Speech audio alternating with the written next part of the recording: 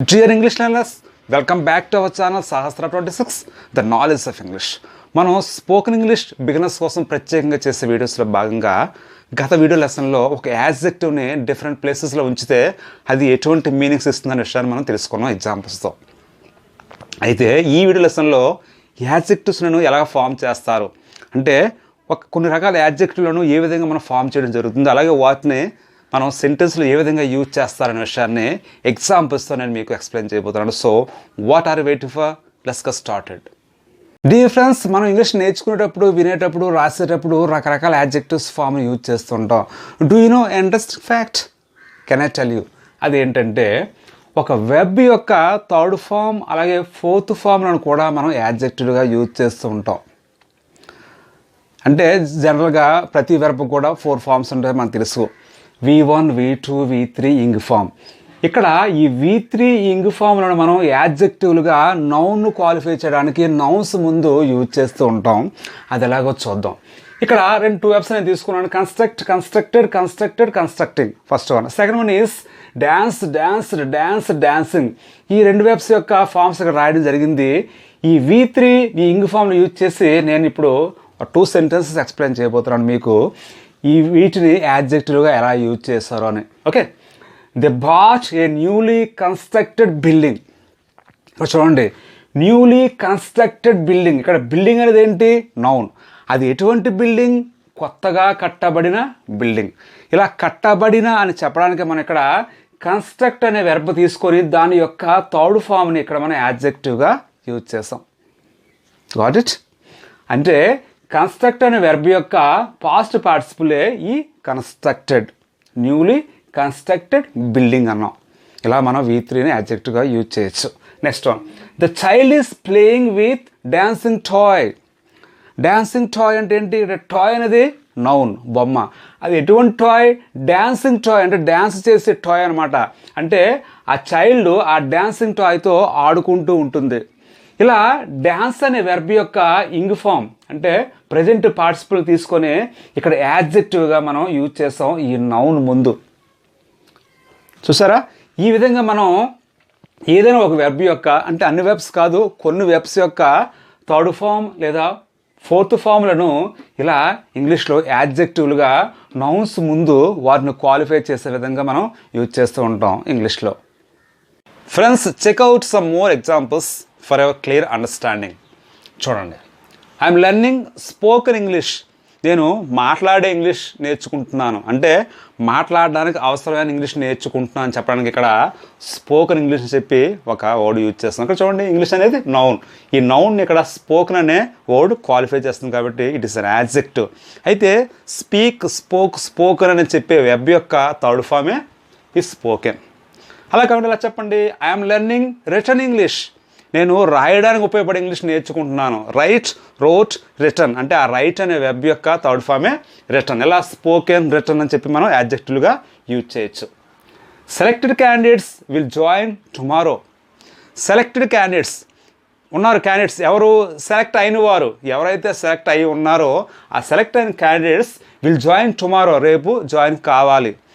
అంటే ఇక్కడ క్యాండిడేట్స్ అనేది నౌన్, సెలెక్టెడ్ అనేది వెబ్. అంటే ఆ వెబ్ యొక్క థర్డ్ ఫామే ఇక్కడ యాడ్జెక్టివ్గా యూజ్ చేయబడింది.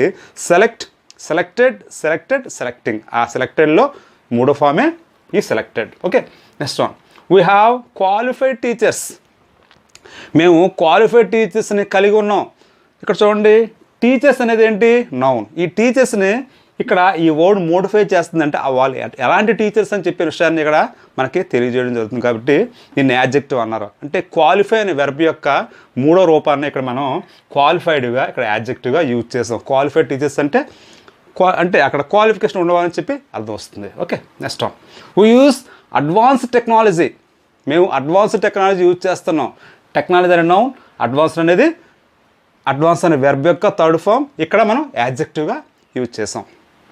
Next, interested students can talk to me in English. Interested students ఎలాంటి స్టూడెంట్స్? ఆసక్తి ఉన్న students.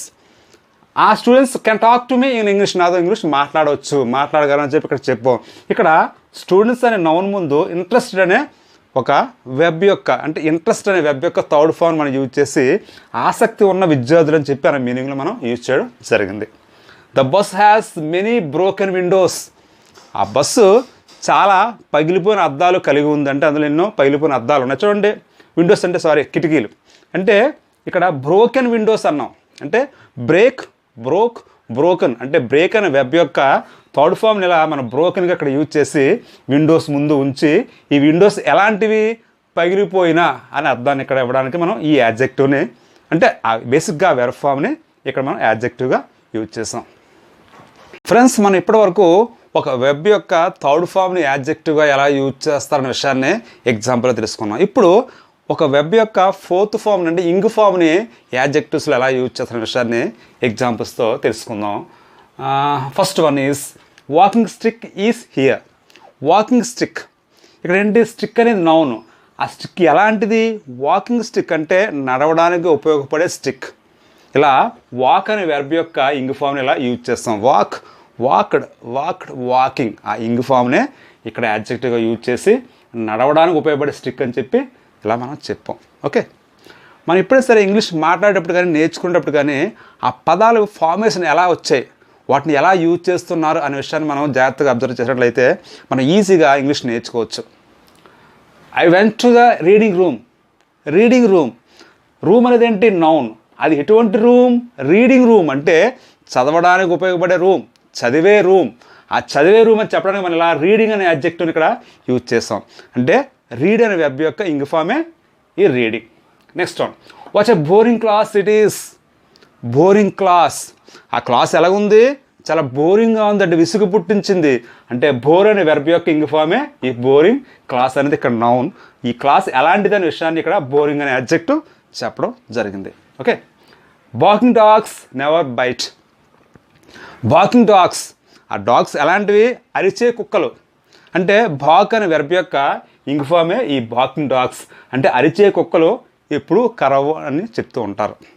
Okay, next one, I forget painting brush. ఆ బ్రష్ దేనికి సంబంధించింది?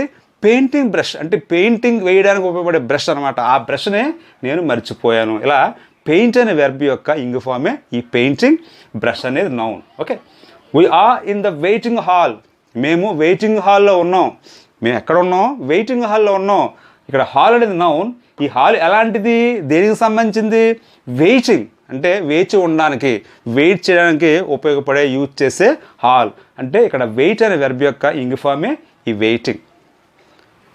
Okay friends, if you want to learn English easily without having much effort, without having much grammatical knowledge, please visit, subscribe and watch videos on my YouTube channel, that is Sahastra 26, the knowledge of English. Thank you so much for watching my videos. Take care, keep learning.